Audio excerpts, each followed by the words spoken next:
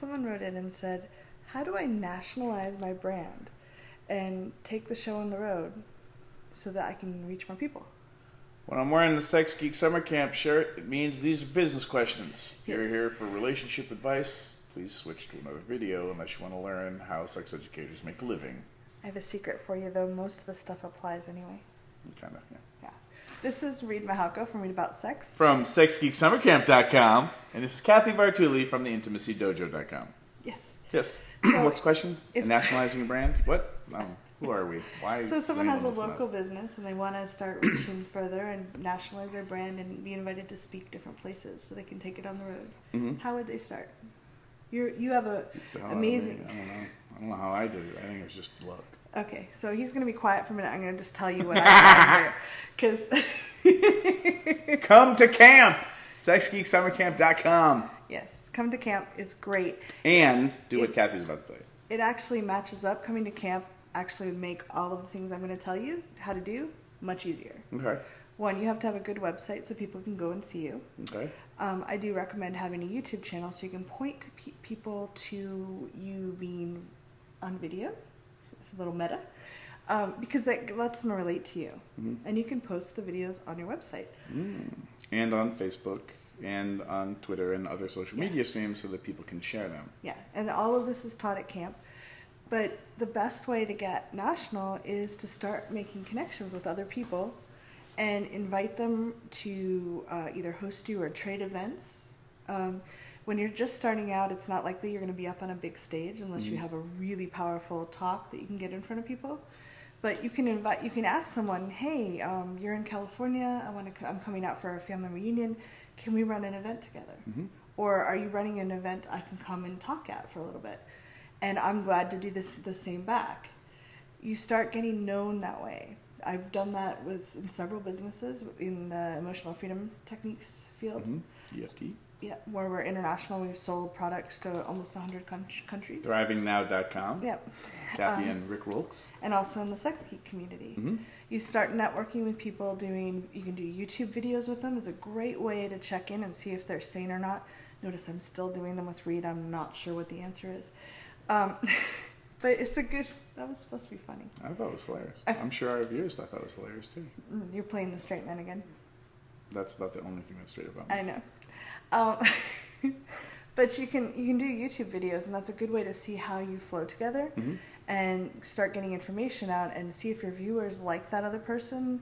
It's a good way to beta test the connection. But you start building connections with other people in other parts of the country and getting your name out there and start getting followers. Do an email list have a free gift that they can sign up with the other person's permission if you're on their stage, and start collecting emails from different locations. Other things that can be really useful, doing teleclasses, doing podcast interviews with other people, basically getting your name and your brand out there. And this is all predicated on that you're actually good at what you do.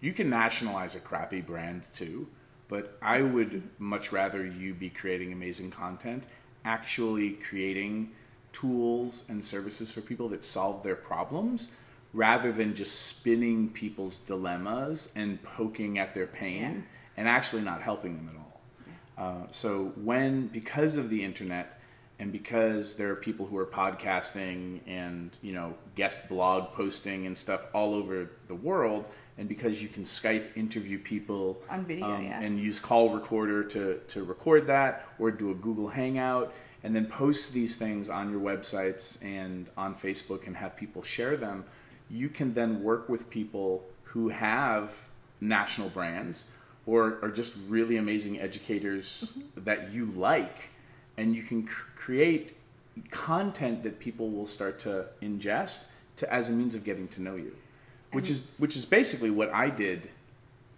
Cuddle Party, I had a head start because of cuddleparty.com. But you interviewed a bunch of really amazing people. When I was switching from just cuddling to sex education, I was interviewing and doing as many podcasts as I could, and honing my advice and the tools and the tips that I was giving people. Yeah. You can come to Sex Geek Summer Camp and shortcut this whole process. You're going to be in a group of amazing people. always offer value, offer to do the work. I did that with you. Mm-hmm. I said, can we do the interviews? I'll put the videos up. I'll get them annotated. I get the transcripts made, all of that. I added value, made it easy for him to say yes. He can show up and do a short interview. It's all taken care of. I send him the link. And now look where I am, like 200 videos later, I think it's and I can't get rid of her. It's like crazy. But you can do this too. You can show up at camp, bring a little. You can record on your phone for most people now. That works great.